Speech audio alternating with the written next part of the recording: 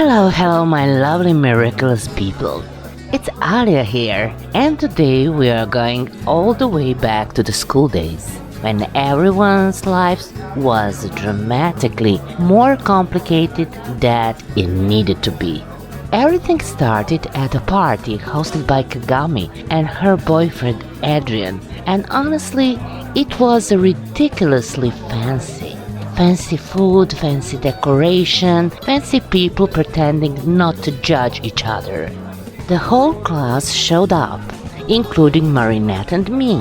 Lila was there already. Chloe was there. Basically, every girl secretly wishing Kagami. Then someone suggested a ski trip, and somehow everyone agreed immediately. Adrian invited me to dance, and before I knew it, we were doing a Roomba in front of everyone. Not awkward at all. When the dance ended, he leaned over and quietly thanked me, which would have been sweet if Kagami hadn't immediately pulled him into the most dramatic kiss imaginably just to remind everyone exactly who he belonged to. Marinette couldn't take it anymore. She rushed out in tears, so of course I followed her before anyone else noticed. Forget them, I told her. They're honestly exhausting. Eventually Nino found us too, and after what felt like years of building up the courage, he finally admitted he liked me.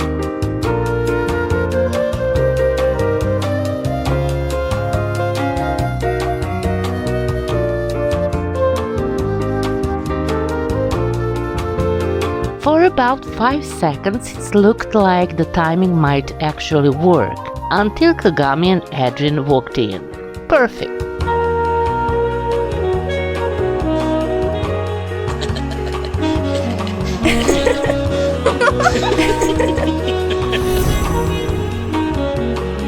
A few days later, we all packed our bags and headed off for our skiing holiday. We unpacked, threw our luggage everywhere like civilized people, and immediately ran outside to enjoy the snow. Skiing, snowboarding, sledding. By evening, everyone ended up in a busy mountain bar. And somehow, Adrien ended up standing next to me again. We joked around for a while. I thought it was harmless. The problem was Adrien somehow made every normal conversation feel suspiciously flirty.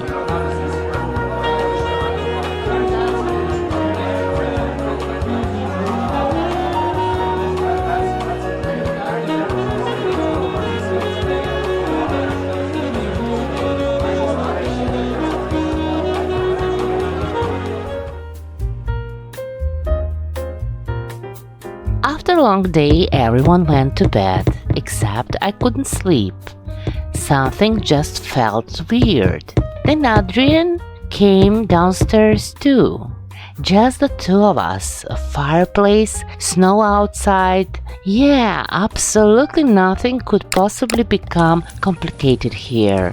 For one terrifying second, I honestly thought he was going to kiss me. So I did the only sensible thing. I panicked.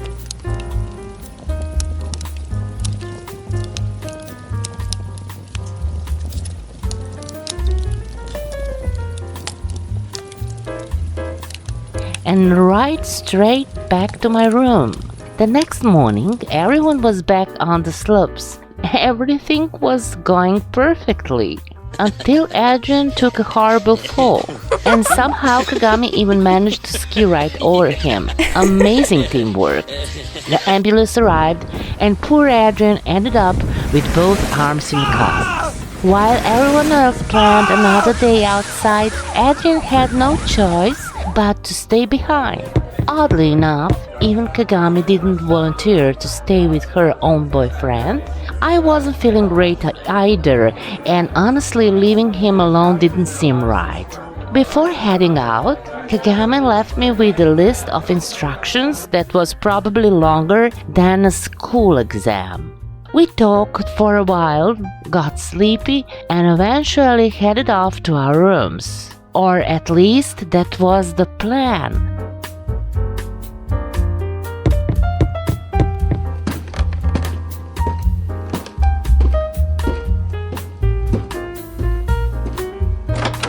A little later, my bedroom door quietly opened. Adrien woke and sat beside me. He started saying all the sweetest things, and all I couldn't think about was the fact that he had a girlfriend, and my best friend had been in love with him for years. It was a complete disaster waiting to happen, but temptation won, and neither of us stopped it. The next evening, everyone gathered around the fireplace like nothing had happened. There was definitely something different between us, even if nobody else seemed to notice. Kagami kissed Adrien the second she saw him.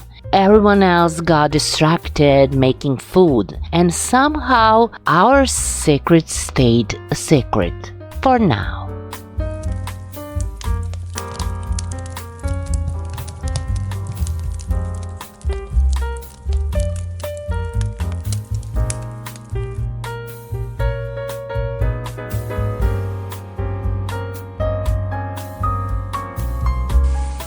A few weeks after the skiing trip, my whole family gathered for our usual Sunday lunch.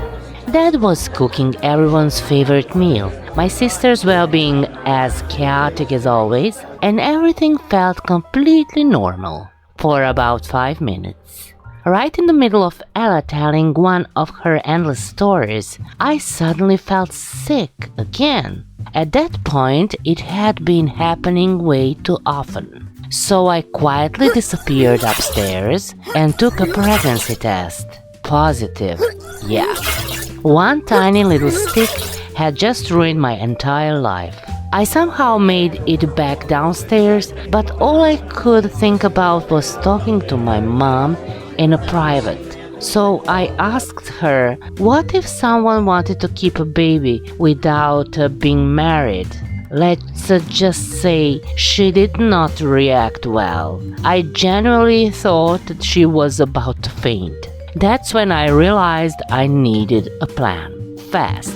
Meanwhile, Adrien and Kagami were enjoying life over at the Grasta mansion.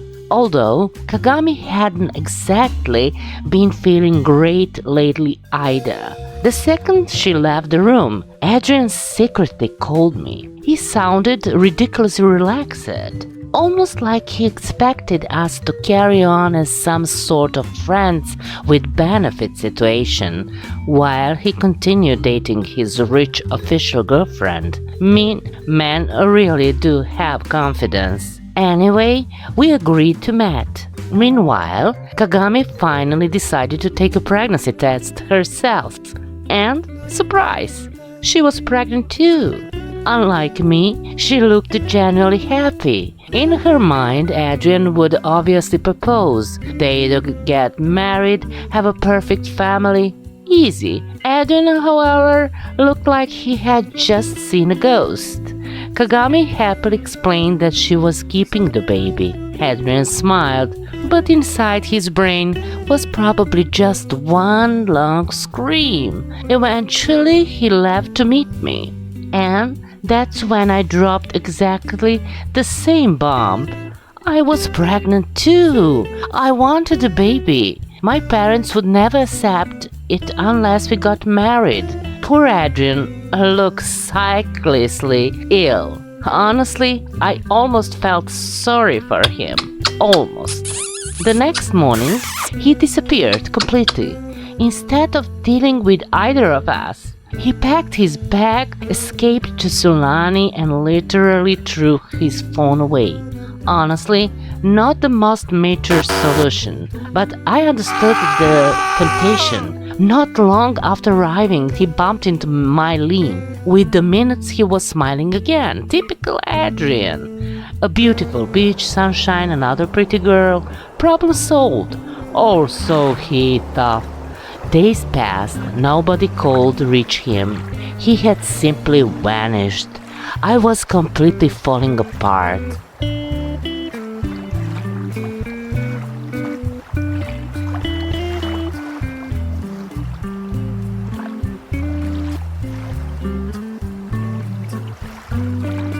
How exactly was I supposed to tell Marinette? Hey, funny story, I'm pregnant with your crush's baby. Yeah, not happening. Kagami eventually returned to Japan to stay with her mother.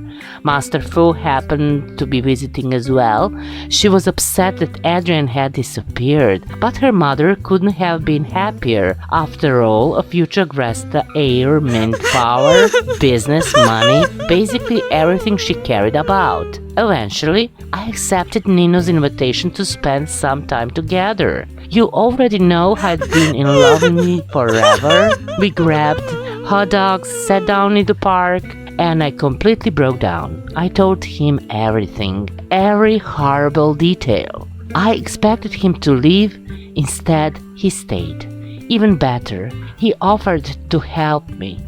The very next day, he took me to his uncle's house in the Strangerville, so I could stay hidden until the baby arrived. Honestly, that town was weird, like really weird. His uncle was even weirder, but at least he was happy to have company. The house was falling apart, everything looked suspicious, random creepy things kept happening. Yet somehow, Nino made me feel safe.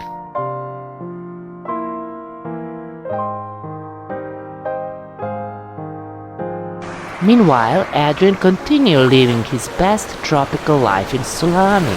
And then Lila showed up, because apparently this man attracted drama in every single location.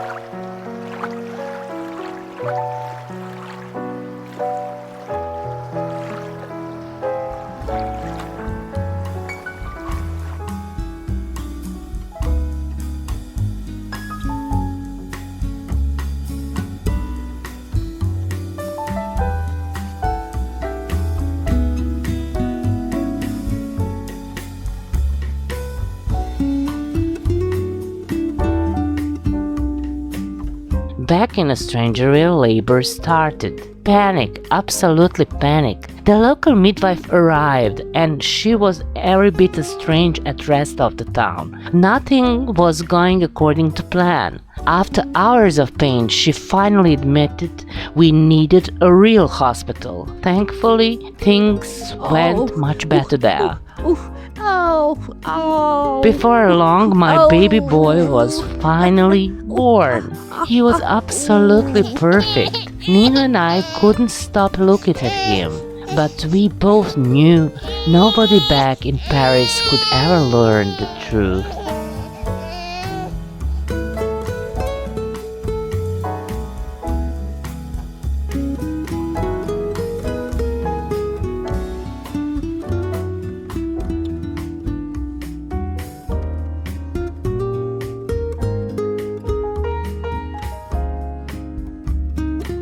Around the same time, Kagami also gave birth to a healthy baby boy. Her delivery was quick, easy. Honestly, I was a little jealous. Her mother proudly held the future heir of the Gresta fortune. Adrien was still missing, but Tamar wasn't worried. She simply ordered everyone to find him.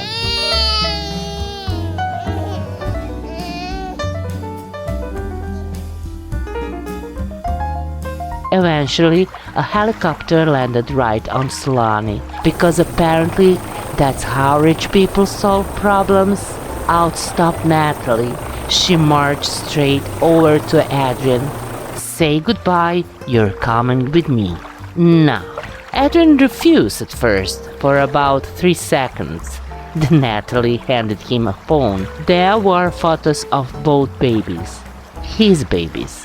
Color completely disappeared from his face. Then came the final warning. The mob would destroy both him and Gabriel's company, unless he returned immediately and married Kagami. Suddenly running away didn't seem like such a brilliant idea anymore, so he got on the helicopter. The only thing going through his mind was whether his carefree bachelor life had officially ended. Pulling up outside the Agresta mansion were none other than Mylène and Ivan. Adrien was actually happy to see them. Then he noticed Mylène baby bump. Mylène looked straight at him and said, "You really don't remember what happened after you ran away to Selani, do you?" And suddenly, everything came flooding back. The beach, the sunshine, that night, that very, very bad decision. Adrien's entire face changed because there was only one possible explanation. That baby might actually be his. At this point, his life officially resembled one giant disaster. He could barely think straight. You could practically see his brain buffering. "I'm so hopeless." He actually said it aloud, not exactly the response Ivan wanted to hear. Within seconds, Ivan completely lost his temper and yes, a fight immediately broke out. If you enjoyed today's chaos, don't forget to leave a like and subscribe. Just promise me one thing, never tell Marinette what really happened when we were teenagers. Let me know down in the comments what would you have done if you were Adrien, and which miraculous secrets should we reveal next. As always, I love you all. Bye!